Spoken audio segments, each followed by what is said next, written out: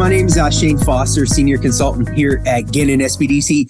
Really excited for today's podcast. We have an amazing lineup of guest speakers. And the topics today is going to be really centered around starting your business, how to turn that business idea into a profitable idea. So stay tuned. Today, we're going to cover a lot of action-packed information really to kind of get you going today. But first off, this is a podcast put on by Gannon Small Business Development Center. As I mentioned earlier, my name is Shane Foster. I'm the senior consultant here. And this is going to be a series about just launching your business and taking everything from a dream to reality. So every Wednesday in March, we are going to be doing this podcast. I would like to introduce everybody who's here with me today. My co-host, Sandy Wheeler. Sandy, go ahead and introduce yourself. Everybody, my name is Sandy. I'm the marketing specialist here at the SBDC at Gannon. And I'm joined today by Janet over at SBA. Janet, give a wave because we are live. Hi, we are joined by our favorite small business client, Abby DeSantis from Meals with Abs. Hello. Thank you for having me. Sure thing. Awesome. Janet, and if you wouldn't mind, could you briefly just tell everybody what your position is at the SBA? Sure. I have a really, really great position. I get to interview and write about small business owners, and I get to find out what idea sparked them to start that small business, the idea, the compliments, and how they use the SBA and its resource partners such as Gannon to help them, turn that dream into a reality. So I do have a really great job. You do have a good job, and you are definitely a support to us. We appreciate it. Yeah, we really appreciate it. The SBA is one of the funding sources, key stakeholders through the SBDC. We're really appreciative of the partnership and all the great work they're doing. I would like to introduce Abby. Abby, can you tell everybody a little bit about yourself and your business? Yeah, absolutely. So my name's Abby DeSantis, and I'm the owner of Meals with Abs. We're a healthy meal prep service here in Erie. So we do dinners, lunches, breakfast, desserts. We come out with a new menu every week. And it's all stuff that's healthy, stuff that you can just throw in the oven and reheat. So yeah, we love what we do. And we love your food. Awesome. I've had it. If you are in Erie, now she can't deliver out, but if you are in Erie, definitely look up Meals with Abs because it is delicious. Thank you. I appreciate it. And we do deliver in the city of Erie. So we're definitely going to be jumping into Abby and her business. But Abby, just real quick, how long have you been in business for? About 2.5 years. Feels like I started this yesterday, but we're going to talk about it. Yeah. Awesome. Yeah. So basically today, what we are going to be talking about is really what makes a business idea? How do you get your business from the ground up and get it up and running? So what I would really like to start off with is, Janet, what is some advice you would have for a new business entrepreneur? Like, what do you really see about, what are some of the successes you've spoken to with them? What one key advice you would have for these individuals?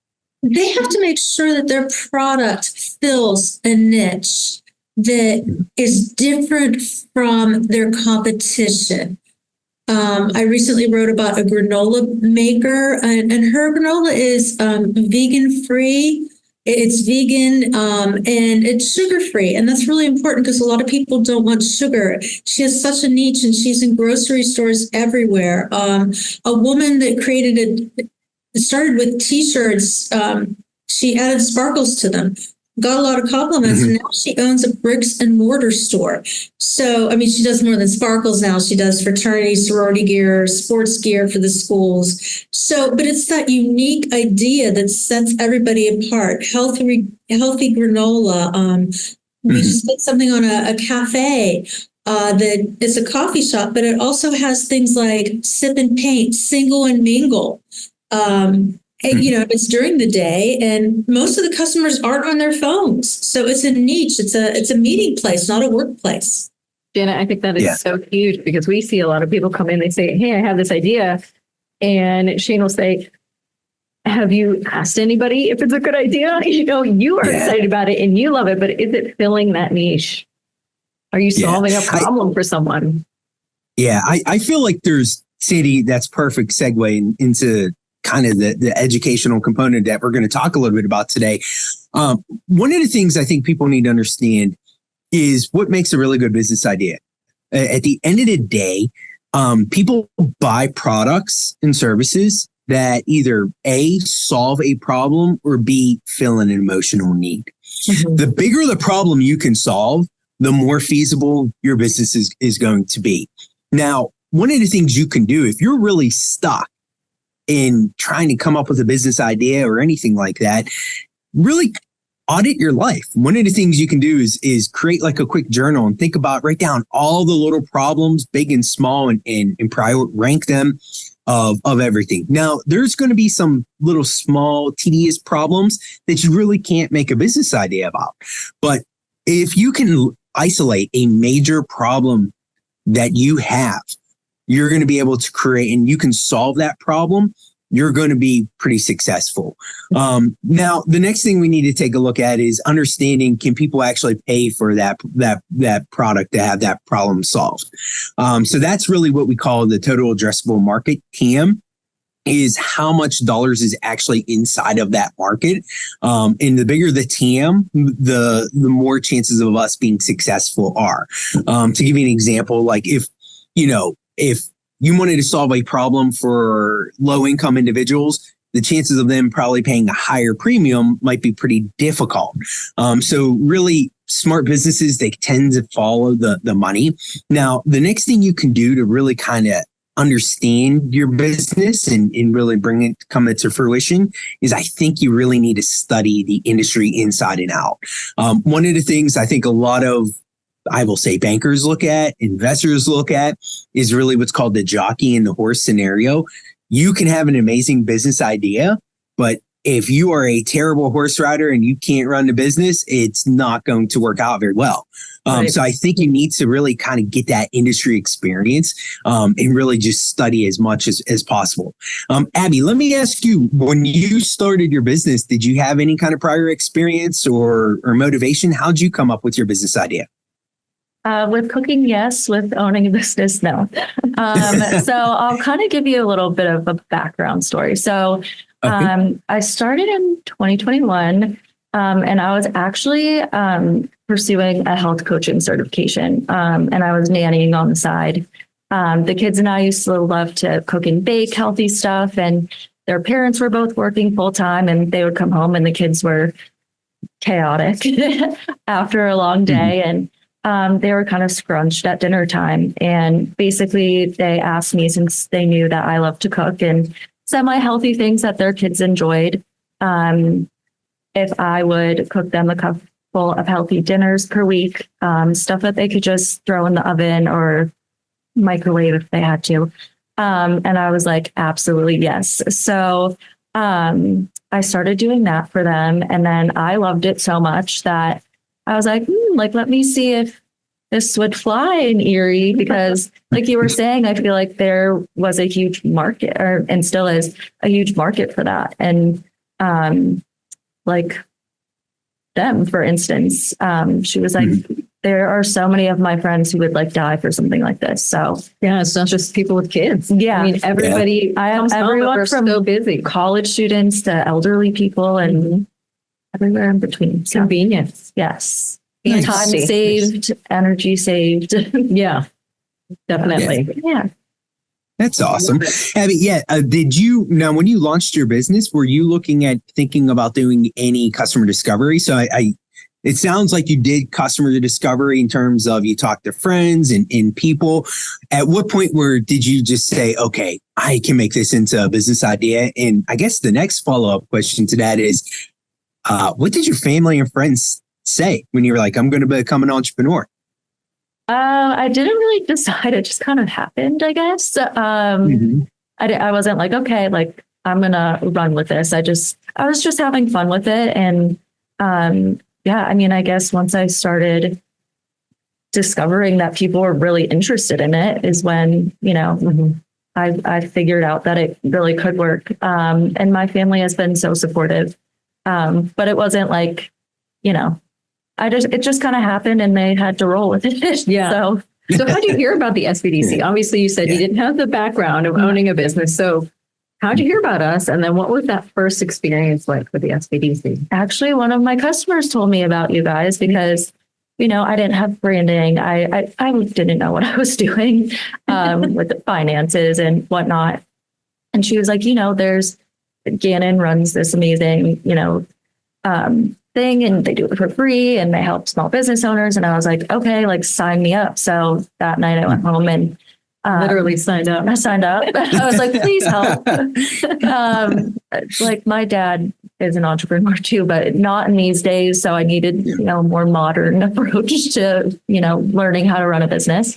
And my first meeting was amazing. I mean, they mapped out or helped me, I guess, map out everything from brand, and marketing strategies, and really helped me with finances because that was definitely a struggle for me.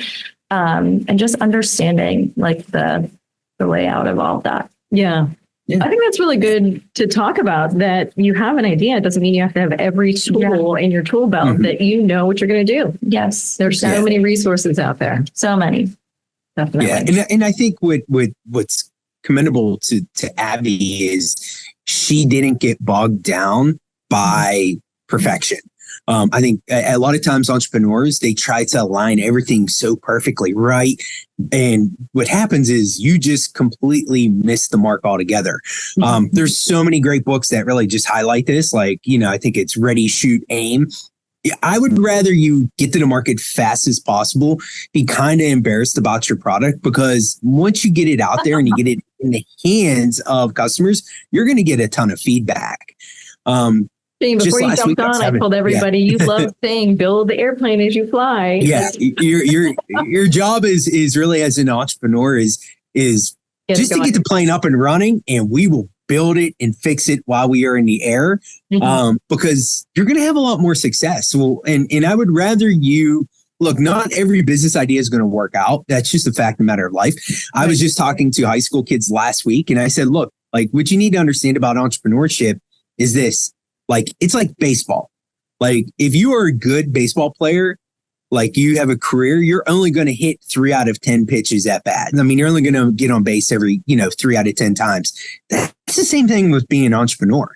You're going to be testing new ideas, and your first idea might not be your best idea, but you're going to learn so much from that. So really the key takeaway is get your business up and running, learn as quickly as possible, and keep improving on it. That's how you're going to have success. Janet, I would love to talk to you a little bit briefly. Do you have any stories of entrepreneurs that are similar like that, where it's hey, they just kind of started the product, they didn't really have the background, the experience? Do you have any kind of stories or anything that the SBA kind of worked with on that? Yeah, back to the granola maker. She was a health coach, and she had these recipes, and the pandemic sort of hit, and she never ran she had the health coach business, but she started playing with her recipes for this vegan and this vegan granola, and she made some bad batches, and then she finally made it the best batch ever. And she didn't know anything about packaging, or she just she reached out to our women's business center, and they helped her develop professional packaging. They helped her work with her suppliers. So the suppliers then she found out the suppliers can also become a partner. They can tout you as well. So you've got a whole support system of people touting your product. And they helped her learn how to talk to suppliers and grocers to get her product on the shelf. Mm-hmm. It sounds like there's the key point in this conversation is we're hearing a lot about mentorship. So I really think one of the big takeaways for every listener out there is when you have a problem inside your business, the answer shouldn't be how, but who. Who can help me solve this problem? So I think when you're a business owner, you really need to get comfortable being uncomfortable and letting other people help solve your problems. So that's really going out and finding those people who can solve your problems for you. And when you're starting out, sometimes, you might not be able to afford the 30, 40, $50,000 consultant. And I think that's where, the SBA, Gannon Small Business Development Center, and SCORE really come in plays, because a lot of it is there's tons of free resources. Abby is a key example of that. Abby, can you tell us a little bit about, we talked about your first meeting. What was some of the ongoing, help you received from Gannon SBDC? Definitely most with marketing and advertising, social media, because that's, I think, one of the biggest struggles that I have as a small business owner is maintaining that. Also, just checking in. That's something that I always appreciate about you guys. I actually told Sandy, I was like, you guys are like my business therapists. Sometimes you just need that emotional support, and I always get my weekly email like, how's it going? So yeah, definitely lots of ongoing support. All right. So we were talking about challenges. What have you seen since you started growing your business? The challenges that you've faced, you had to overcome, you needed more resources. Can you talk a little bit about that? Yeah. I mean, I think from when I first started versus now, I mean, just the way people are spending their money is different. Maintaining a clientele is a little bit hard for me. Wish I could go on and on. But yeah, I mean, I think that's one of the biggest things. Yeah. What about what you wish you would have known before you started? I think not like I liked the way I did it, but I definitely would have appreciated knowing more about finances. Because I'm a millennial, I kind of know how social media works and whatever, even though it's hard for me to come up with concepts sometimes. Maybe the pricing of my meals, because I kind of winged that. So I don't know if that was helpful or not, to growing my business. I don't know if it was too expensive, or maybe I could have charged more. So yeah, definitely pricing is something. Yeah, that's Understanding. Okay. Yes. Yeah. And that's something, your consultant can really help you out with. That's what's great about the SBDC is we really, over my career, I've probably worked with 1,000 different businesses, hundreds of different sectors. And the overall common theme for every business is always the same. There's really four categories, your product and service, finances, marketing, and then really HR. Now there's some other minor aspects in the business, but those are really the four key categories that we really like to focus in on. And they all have the same fundamentals that they all need to have. So with your marketing, what are the 4 Ps? What's your mission? What's your story? What's your brand? Kind of going through that. Now, when you say financing, Abby, this is a great question. I'd love to ask you is how have you dealt with more along the inflation of rising product costs? How has that been a challenge to your business? Just figuring out how to balance that with my grocery costs versus, my pricing. Obviously, I had to raise prices. So that's been challenging because, you never know if customers are dropping off because they think it's too expensive or they can't afford it. So it's always kind of a mystery, I guess. Yeah. So, but you've been communicating, prices are going up. And I think that's huge when you're trying to build loyalty and pull in more clients, that you are very open about what's going on. There's nothing that's going to surprise them when they order from you next. Exactly. Yeah. Yeah. And I think, so let me ask you just point blank, Abby, when you raised your prices, did you get a lot of pushback, or was it just you find people were just understandable with it? I think a lot of people are very understanding, but yeah, there have been some people where I'm like, you used to order every week. Where'd you go?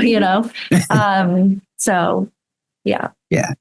And I think this is a good learning lesson is I think a lot of times when people start their business, they really feel like everybody's going to be their customer. And at the end of the day, that's the furthest from the truth. Not everybody's going to be your customer. Not everybody can afford your product. And that is one of the best things, for you to just understand from the get-go. I was taught, I like to do when I mentioned, I spoke with the high school class, the class last week. I always like to do a fun little quick survey. there's this thing called perfect competition. If Jim has a hot dog stand and he's charging $2 and, Caroline comes and now she's charging $1.50, what does Jim have to do? Jim will have to lower his prices if he wants to compete on price. And the problem with that business model is it's basically a race into bankruptcy. So one of the key takeaways you can take from today's podcast is when you're building a business, and Janet mentioned this earlier, focus on a competitive advantage that you can control. So some of the competitive advantages might be good customer service, faster online delivery, little things like that. When you can build those kind of competitive advantages, that's going to create a great business model. Not everybody is going to be price conscious, and that's okay. When you can provide more value, you're going to have a much better business model. Abby, can you talk you're about? kind of in the growth stages right now. Oh, No, that's okay. We're overlapping on audio. Go ahead. oh, you're good. Yeah. So Abby, you're kind of in the growth stages right now. What kind of plans are you thinking about? Like what are some of the things you're kind of focusing on to grow your business? Definitely focusing on marketing and advertising more, and taking a different approach to it.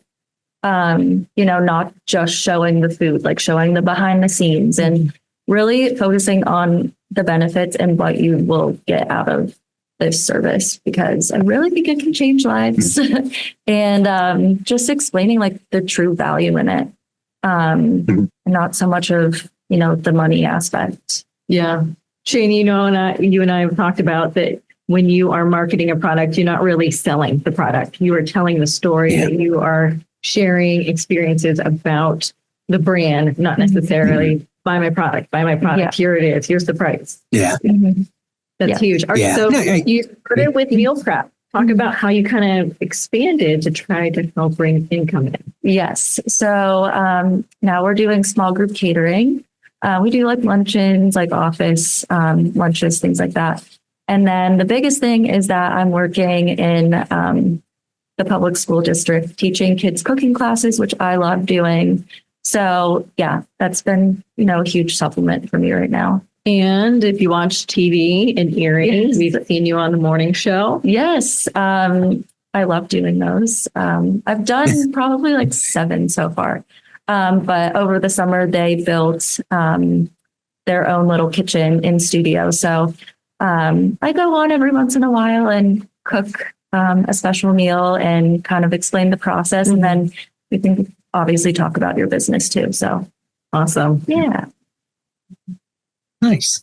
Abby, so one of the key questions I have is like, when did you might not even experience this yet, but when do you feel like you really just kind of like you woke up and you're like, okay, this is a feasible business idea. I am really rocking it and doing well.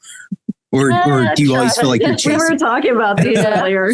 I think, honestly, when I first started and, a couple months in, when I really started getting that business is when I was like, okay, maybe I was wrong. Like maybe this can really, work So out. you were doubting it. Yeah. You're like, I'm going to do it anyways. But yeah, I don't. Yeah, because I was having fun with it. And that's just something I don't regret doing. So yeah, that's you never know what can work out. Mm-hmm. Yeah. So. Do you have any advice that you would give to first-time entrepreneurs? Yeah, and you hit the nail on the head when you were talking about earlier.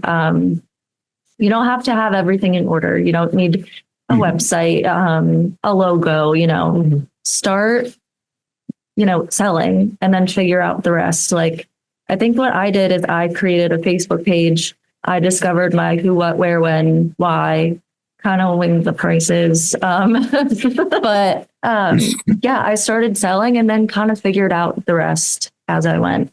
And I'm still figuring stuff out. So we were talking about that, I think earlier before we actually started recording, that you put it on Facebook and you went for a walk and you came back and it was like so many inquiries and orders. It was crazy. I mean, so I remember I posted my little menu on Facebook and I came home from my 30-minute walk and 15 orders. And I was just like, oh my gosh, this is crazy. Yeah. Little menu, big idea. Yes. Awesome. Yes. Yeah.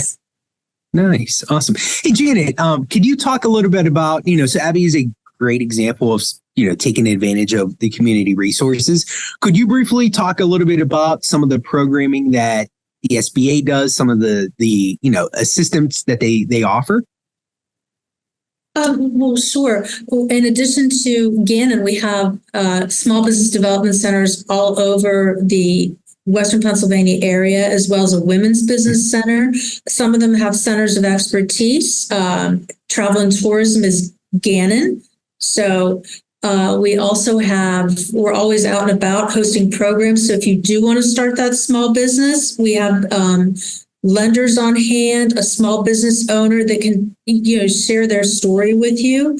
We also have special funding programs that you're going to learn about next episode. And good segue, Janet. Yeah. and really, you want to make sure that, you have that. You want to visit your competition and make sure that you stand out, that you're different. Understanding your competitive advantage. I mean, that's just so important. I mean, that's one cool thing to think about. Like, Abby has competition. There are other meal prep services out there, but where Abby probably saw the need is like none of them are really local and fresh. A lot of them are frozen. They take 3 to 4 days. Shipping's pretty expensive. So I think Abby really found her niche in her competitive advantage.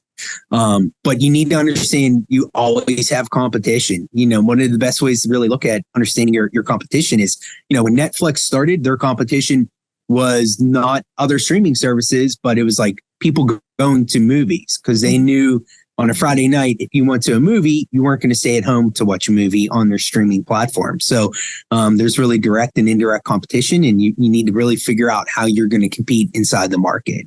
But yeah, this was a lot of fun. Abby, is there any kind of parting advice you would love to provide to a future entrepreneur or tell yourself, 2 years ago? I would just say, just do it. I wouldn't recommend quitting your day job, but just put yourself out there. If it doesn't work out, it wasn't meant to be, and have fun with it. I love it. Awesome. Love it too. Janet, how about yourself? Is there any advice you would love to give to a future entrepreneur? Always visit the SBDC. It's your SBDC Women's Business Center. It is free counseling, and it's, they're going to help you every step of the way. Don't pay somebody to do your business plan because you won't know anything about it. The SBDC can help you. It's a blueprint for your success. Awesome. Appreciate it. And What my about you, last Sandy? advice is listen next Wednesday. Just like Janet said, we're going to be talking about the funding. You're going to need funding sometime, whether it's crowdsourcing or small business loan. So listen in as we do another live session about the funding. So you want to start Awesome. a business. Well, I really appreciate it. Today was a lot of fun. I really hope everybody tunes in next week. This is my first and last one. My director, Maggie Horn, will be taking over for me next week. But I had a lot of fun, ladies. Thank you so much. This was super insightful. If anybody has any questions or would like to connect, Abby, how can everybody get a hold of you and your business? Our website is mealswithabs.com. And we're also on Facebook and Instagram at Meals with Abs. And you can find my phone number. You can text me, call me, email me. Love it. I like it. Easy communication. Janet, how about yourself? You can just Google SBA Pittsburgh and you'll find a calendar of events, success stories you can read about that can inspire you. Sign up for emails. It's Awesome. Really appreciate it. Yep. And I like everybody, if you really found today to be beneficial, please go ahead and subscribe and like our channels. We're constantly putting out a lot of great content for entrepreneurs. But that's all I have today. My name is Shane Foster from Gannon SBDC. Special thank you to my co-hosts, Sandy, Abby, and Janet from the SBA. I really appreciate everybody taking their time. And that's all I have. Thanks, everybody, for joining. Thank you.